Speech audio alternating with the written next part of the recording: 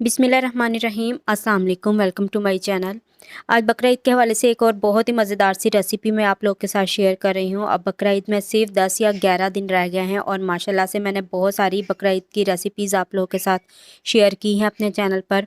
और आज हम एक और बहुत ही मज़ेदार रेसिपी बनाएंगे। आज हम बोंग स्टीम रोस्ट बनाएंगे। बोंग को किस तरीके से स्टीम रोस्ट किया जाता है वो सारा तरीका आपको मैं बताऊँगी। सबसे पहले मैं आपको बता दूं कि जो बोंग का गोश्त होता है बहुत ही ज़्यादा लजीज होता है और बहुत ज़्यादा नरम होता है। तो चलें इस रेसिपी को स्टार्ट करते हैं। इसके लिए हमें क्या क्या चाहिए सारा कुछ आपको बताती हूँ। सबसे पहले हमने यहाँ पे बोंग ले ली है। वज़न में ये तकरीबन 3 किलो के करीब है। 3 किलो से बस थोड़ी सी कम है, 2.5 किलो से ज़्यादा है, 3 किलो से कम है। इसके ऊपर मैंने इसकी हड्डी के ऊपर इस तरह कट लगवा ली है। कट इस वजह से लगवाया है कि माशाल्लाह से जो बोंग का साइज़ है काफ़ी बड़ा है, तो इसे जब हम फ्राई करेंगे तो ये कढ़ाई में नहीं आएगी और स्टीम देंगे तो कुकर में नहीं आएगी, इसलिए मैंने कट लगवाया था। अब हमने फोग या छुरी ले लेनी है, उसके ऊपर इस तरह हमने इसके कट लगा लेने हैं। छुरी वैसे ज़्यादा बेहतर है क्योंकि कट इससे गहरे लगेंगे। जितने गहरे कट होंगे मिसाला उतना ही गोश्त के अंदर तक जाएगा, फीका फीका सा नहीं रहेगा।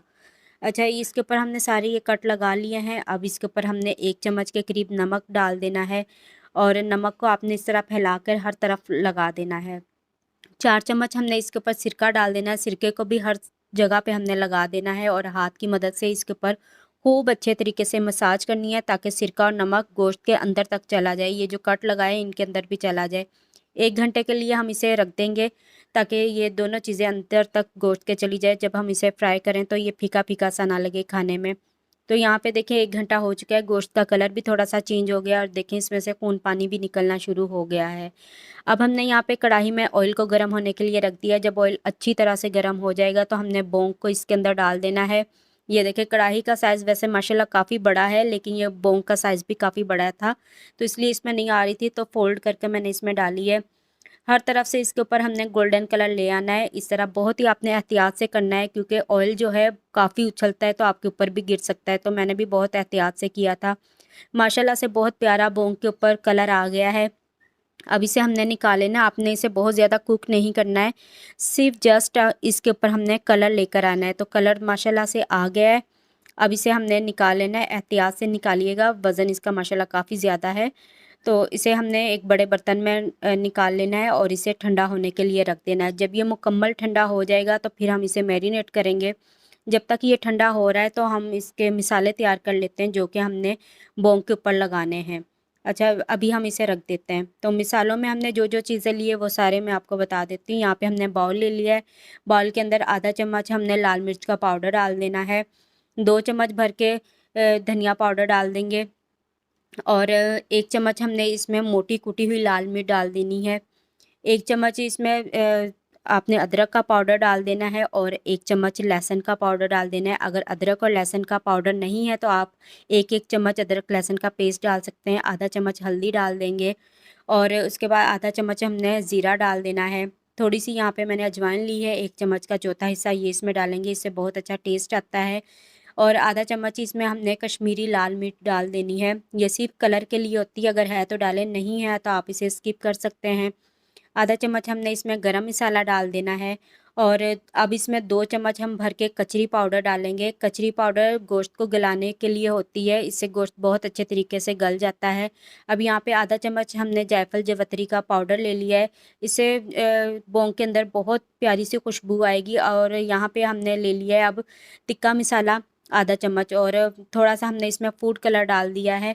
अब इसके अंदर हम सोया सॉस डालेंगे, ये 2 से 3 चम्मच है, ये इसमें शामिल कर देना है।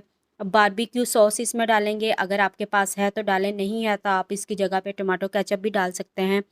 2 चम्मच हम इसमें चिली सॉस डाल देंगे और उसके बाद हमने यहाँ पे लेमन का जूस ले लिया है। 3 से 4 लेमन ले लें, जितने भी आप लेना पसंद करते हैं उतने ले लें। और यहाँ पे देखें दही आपने गाढ़ा लेना है, तो ये छन्नी के ऊपर मैं जब भी गाढ़ा दही इस्तेमाल करती हूँ तो इस तरह छन्नी के ऊपर रख के सारा इसका पानी निकल जाता है और गाढ़ा सा दही हमारे पास आ जाता है।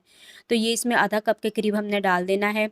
अच्छी तरह से इन मिसालों को हमने मिक्स कर लेना है। तो ये देखिए मिसाले आपने इस तरह गाढ़े से रखने हैं, पतले नहीं होने चाहिए। पतला मिसाला होगा तो वो बह जाएगा, गोश्त के ऊपर नहीं लगेगा। जितना मिसाला गाढ़ा होगा गोश्त के ऊपर अच्छी तरह से वो चिपक जाएगा। और दूसरी साइड पे बोंग भी हमारी अच्छे तरीके से ठंडी हो चुकी है। अब ये सारा मसाला हमने बोंग के ऊपर अच्छी तरह से लगा देना है, कोई हिस्सा भी खाली नहीं रहना चाहिए, हड्डी तक के ऊपर हमने ये सारा मसाला लगा देना है। तो इस तरह पहले आप चम्मच से लगाएं, उसके बाद आप हाथ के ऊपर ग्लव्स चढ़ा लें, वरना आपके हाथों के ऊपर मिर्चें लगेंगी। तो इस तरह हाथ से आपने अच्छी तरह मसाला लगा देना है, इसके ऊपर मसाज करनी है ताकि अच्छी तरह मसाला इसके ऊपर ठहर जाए। तो ये देखें माशाल्लाह से सारा मसाला हमने इसके ऊपर लगा दिया है और कोई हिस्सा भी इसका खाली नहीं है जहाँ पे मसाला ना लगा हो। अब इसे हमने प्लास्टिक रैप के साथ कवर कर देना है, अच्छी तरह से आप इसे कवर करें और फ्रिज में आप इसे 1 रात के लिए रख दें। तो मैंने भी 1 रात के लिए इसे रख दिया था। देखिए मेरे मसाले माशाल्लाह से अच्छी तरह से इसके ऊपर लगे हुए हैं। अब फॉइल पेपर के ऊपर मैंने बटर पेपर रख दिया है। अब ये जो बोंग का पीस था ये हमने इसके ऊपर रख देना है, जो बाकी का मसाला बर्तन में लगा हुआ है वो भी सारा इसके ऊपर लगा देंगे। अब अच्छी तरह से इसे दोबारा से बटर पेपर के साथ कवर करेंगे और फॉइल पेपर के अंदर अच्छी तरह से हमने इसे रैप कर देना है, इस तरह दबाकर। अब फॉइल पेपर के ऊपर आपने इस तरह सुराख कर लेने हैं छुरी की मदद से, ताकि जब हम इसे स्टीम दें तो अंदर तक इसकी भाप जाए और जो हमारी बोंग है बहुत अच्छे तरीके से गल जाए। अब यहाँ पे मैंने एक प्रेशर कुकर ले लिया है, 3 गिलास हमने इसमें पानी डाल देना है, 1 बादियान का फूल, 1 दालचीनी का टुकड़ा और 1 बड़ी इलायची डाल देनी है। स्टैंड इसमें रखेंगे और बोंग को इसमें रख के प्रेशर को बंद कर देंगे और इसे हमने प्रेशर लगाना है 3 घंटे का। पहले शुरू के 5 मिनट तेज़ आग पे इसे पकाना है, जब इसमें भाप बन जाएगी, सीटी बजने लग जाएगी तो फिर 3 घंटे इसे हल्की आग पे हमने स्टीम देनी है। तो यहाँ पे 3 घंटे हो चुके हैं। अब इस बोंग को हमने किसी चम्मच की मदद से बाहर निकाल लेना है, एहतियात से निकालिएगा, इस टाइम ये बहुत ज़्यादा गर्म है। और हल्की आग पे जब इसे स्टीम देंगे ना तो गोश्त बहुत अच्छी तरह से पक जाता है। और जो हमने इसके अंदर पानी डाला था, पानी भी देखें खुश्क नहीं हुआ है, हल्की आग पे पका रहे थे ना तो इस वजह से पानी नहीं खुश्क हुआ है। मैं आपको चेक करवा देती हूँ, तकरीबन आधा गिलास के करीब इसमें अभी भी पानी मौजूद है।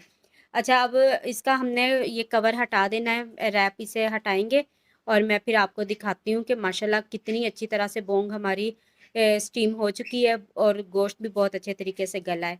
तो बटर पेपर को भी आप हटा दीजिएगा।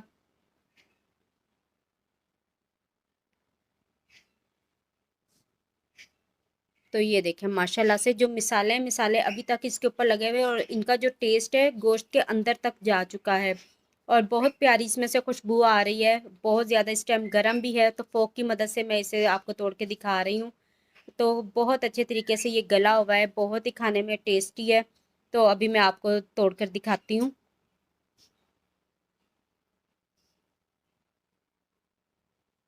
तो ये देखें माशाल्लाह से आप देख सकते हैं कि कितने अच्छे तरीके से हमारी बोंग स्टीम हो चुकी है। तो ये तरीका था बोंग को स्टीम करने का। तो उम्मीद करती हूँ कि आपको मेरी आज की रेसिपी अच्छी लगी होगी। अगर मेरी रेसिपी अच्छी लगे तो वीडियो को लाइक करें और अगर आप मेरे चैनल पर न्यू हैं तो चैनल को भी सब्सक्राइब करें, साथ में दिए गए बेल के आइकन को भी प्रेस कर दें ताकि मैं आप लोगों के लिए इसी तरह की अच्छी अच्छी सी रेसिपीज़ लेकर आऊँ। तो अब मैं आप लोगों से इजाज़त चाहती हूँ, मिलते हैं किसी और न्यू वीडियो में, तब तक के लिए अल्लाह हाफ़िज़।